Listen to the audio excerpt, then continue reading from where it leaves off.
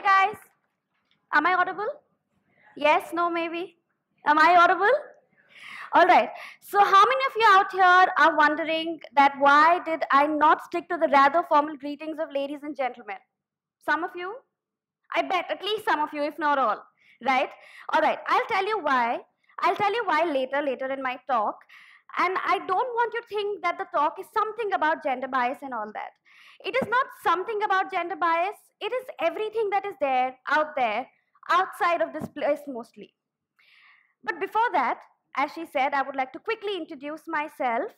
My name is Sarita Raghuvanshi, and because I'm sure that a lot of you out here don't know me, I'm Sarita Raghuvanshi. I'm a corporate presenter, moderator, and I've been anchoring for corporate sports and private events since 2007. I have been a part of about 800 events so far. And aside from India, I have performed in places like Mauritius, Bhutan, Dubai last year, Singapore, Nepal, Thailand the year before that. And apart from that, I've been to 9 other European, Middle East, and South Asian countries, all right? And now, I think that I am a fairly successful professional at a relative age. I know the big question that is coming up, and that is, how old am I? But before that, do you note that the beyond limits there does not end with a period, but with 3 dots? Does that tell you something? It does? All right, the purpose served. So this is my age. I'm currently 25, and a lot of people some people tell me that I don't look the part, and some people tell me that, okay, you look the part, but you don't sound the part. And I take the compliments very well because they remind me of where I am and what I am doing instead of where I had been and what I had done. One of my idols, our late president, Dr. APJ Abdul Kalam, once said, dream before your dreams can come true. Heard of it? Anybody here? Do you agree? All right, that is exactly what I did. But we know that there were and are quite a few dreamers, but just a few achievers. We want to know what is it that happened that a lot of people have not made it at least yet. A lot of people are there in Group A, but very few in Group B. We want to know, rather, we would wish to know what is it that stopped their dream carts? What were the limiting factors that broke the axles of those dream carts, and what were the limiting factors that pushed those dream carts off the mountain slope? Wondered? Yeah? All right. So now I am somebody who was born with a silver spoon, and in spite of being born with a silver spoon, I do know something about these limits because I faced them when I was transiting from Group A to Group B. And I will tell you about the 5 limits that I faced. In effect, there were more than 5, of course, but then I will limit them to 5 because of time constraints. All right? So the 5 limits that I'm going to be talking about are age, gender, education, place of origin, and last, the most notorious one, log kya kahenge. How many of you have heard that statement earlier? I could actually put both my hands up for that. Okay, also, how many of you want to give me a high five? A high five? So let these 5 limits be the high five that I give you all. Can we do this? All right. So, as I told you earlier, some people say that 25 years is young, okay? Of course, 25 is young, but then in my field, emceeing and anchoring that is, if you've been a part of 800 events or more than 800 events, you've got to be like 35 plus years. And people often tell me that it requires years of efforts and possibly shades of gray to get this far. Shades of gray hair, that is. All right? Don't take it otherwise. So, till now, okay, that is what people have been telling me, but then things change. Things definitely change. And people find it very tough to believe that I have been a part of more than 800 events, and I have been a part of international and national, large format, live and televised events. But then, as they told me, I don't take them too seriously. You shouldn't either as well. Especially when people tell you that you cannot do something, don't take them seriously. And I'll tell you about a few of the reactions that I've been receiving for quite some time now. Somebody happy with my anchoring the previous week tries to recommend me to another corporate client, and the reaction is, Sarita Raghuvanshi, she's good, impressive profile. But isn't she a little too young? Don't we require somebody a bit aged?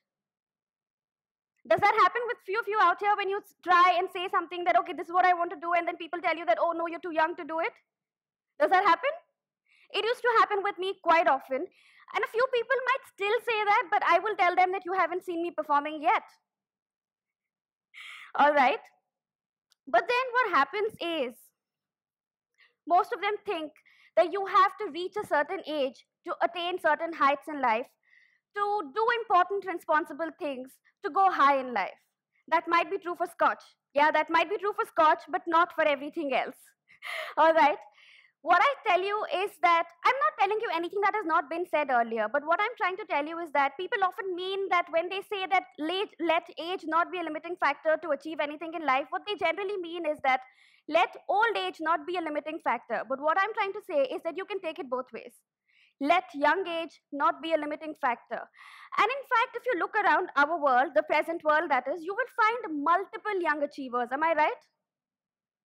Anybody wants to name someone? Brilliant. Yes, absolutely right. There are so many of them, and yet we are often said that young age is not the right age, but I would say that young age, rather any age, is just the right age to get started and get doing whatever you want to do. All right, so that is the first limit. The second one I'm talking about is gender. Remember my greetings, the initial one. Hi guys. So this is where I will tell you why I did not stick to the rather popular routine of ladies and gentlemen. Now, gender. When I talk about gender, we all know that the society loves to fasten this very popular noose around the neck of a girl child and tie her to the stake. Almost a taboo as to what she wants to do and what she wants to achieve. The young girl who thinks in all her sense that being different from her brother, except for a few physical attributes, is going to make such a huge difference. The society creates a negative impact, creates a taboo on what she wants to do, right? And that happens with everybody. That happened with me too. But I decided that I am not going to let this be a limiting factor and stop me from doing what I want to do. Sometimes our parents are willing, sometimes they're not. But in my case, my parents were willing, but this auntie ji next door, the self-appointed spokeswoman of the society, everybody has one in their family, right? The self-appointed spokeswoman of the society is somebody who did play a very important role in my life as well. And she goes by the name Manju Mosi, and this is how she talks. Yeah, you've got to listen to this.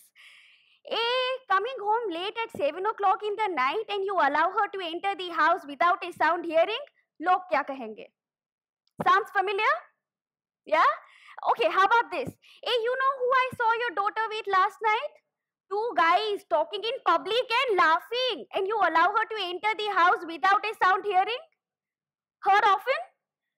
Heard of this? Well, this used to happen quite often. When I was in college, I could not attend a lot of training sessions, a lot of college rehearsals because they extended beyond the time limit that was given to me. You know, in our society, where we see that there are so many women who have achieved so many different things in life, yet the society that we live in loves to toy around with that news. And the irony here is, it is mostly women who are ready to recommend that news almost always. Am I right? Faced here?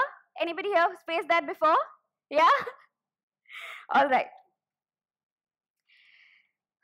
But okay. I'll jump to the next part. I don't want to talk too much about what the society says. But anyways, this is a very important factor, huh? The clothes. Manju Mosi says, hey, why are you wearing a man's clothes? And then when I lose all the energy to argue and I tell her, okay, auntie, I am comfortable in jeans and t-shirts, but I'm going to give that up and I'm going to wear a salwar kameez. And she says, hey, but where is your dupatta? Heard that? Heard that as well, right? So then I tell her, okay, fine, I will wear a dupatta. But ladies and gentlemen, I would like to tell you all that I know of so many unfortunate incidents where a girl's clothes, the clothes that she's majorly forced to wear, get stuck in a two-wheeler, get stuck on a rusted post by the wayside. And Manju Mosi says, hey, that is why I say girls should not go in a two-wheeler.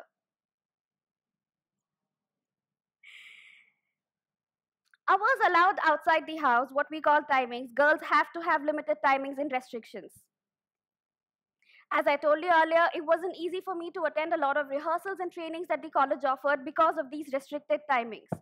But then this was a tough limit to overcome, and which limit isn't, right? Every limit has its own limitations and it is difficult to overcome, but I managed to somehow do that.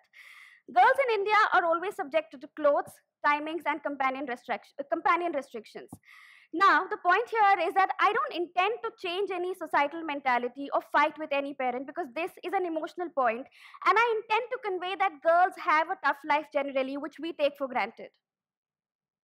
Just because we are females, we are limited by so many things, and the point isn't whether it is good or bad, it is just that it has been a limiting factor. It was tough for me, but which limit isn't? Every limit has its own limitations, as I said earlier, and I had to work around these issues. Parents are worried because it's their concern, it's their responsibility, they are answerable to society, and they should be. It is like they like keeping their daughters, their beautiful daughters, like beautiful birds in these golden cage, to hand them over to the right person when the person comes on a horseback, right?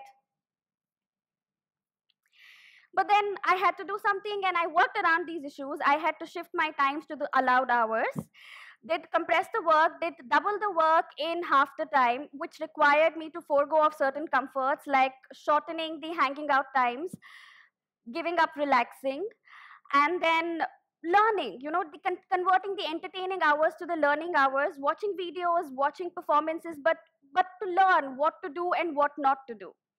I always found my route around this particular issue, and I tell you, it was too much of a sacrifice. But then overcoming the limit called gender bias means some sacrifice is indeed needed. I kept reminding myself to gain some, you have to lose some. But what you gain and what you lose are the choices that you make. You have to always, always remember that. The third one is education. And when I talk about education, I mean the lack of choices that we have when we talk about education. In my family, I could choose any college in the world, but not a course of my choice. Most of you out here have been subjected to that, or nobody yet? If you're lucky, then you're not. No? None of you? Wow, you're very, very lucky. So when I was in my 12th standard, the dreaded +2, I wanted to take up arts. But then my family decided that I should be taking up medicines. And then finally the results came out, and my results were not that high. You see, 80% is not good enough for medicine, right? You have to be like a 95 percentile or 95 percentage to be into medicine. But anyways, I did not get that high marks. And then the declaration was made that she's not going to be a doctor. And then I was secretly hoping, secretly praying to God that now let them just allow me to take up arts. But then Manju Mosi came in and she said, hey, she can always be an engineer. Engineering is the trend these days. And she can go to America after that, yeah? So initially I was supposed to take up medicine, and when I didn't get the high marks, I had to take up engineering. And I had to take all of that because I had no other choice. And when I did take up engineering, I did not forget my dreams, not for a single day, not for a single night. I practiced by myself, most of the times all alone. I watched videos, TV, I read books, I practiced, but I was cultivating my dreams and my talents. While I studied a totally different subject and obtained a degree in engineering, I did not let go of my dreams. While I was still studying, I decided to be a part of various events, small time events, because I needed practice, I needed exposure, and I needed experience. And with time and experience, I think I have come far in life. So that was the limit that gender bias is all about. I guess a lot of you out here are subjected to it, and I hope that you know that you should not let that limit you. The fourth one was and still is the place of origin. I cannot say that I have fully overcome this limit but yeah, nowadays I do have the necessary tools to sort of deal with this limit when it accustoms me. See, the thing is that I'm a North Indian and I'm pursuing a anchoring career in Bangalore, which is in southern part of the country. Now, when it comes to the differences in the culture and the food, you can still manage. But the language that is spoken in Karnataka, which is Kannada, is a totally different language. And in my field, emceeing and anchoring, that is, you have to know the language very, very well. And the problem here is that the local language is very rich and it's classic. And I do not know the language very well.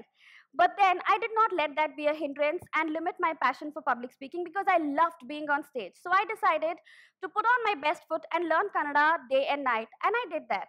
I cannot say that I am as good as any localite, because I am not, but I am the good to go types, which works.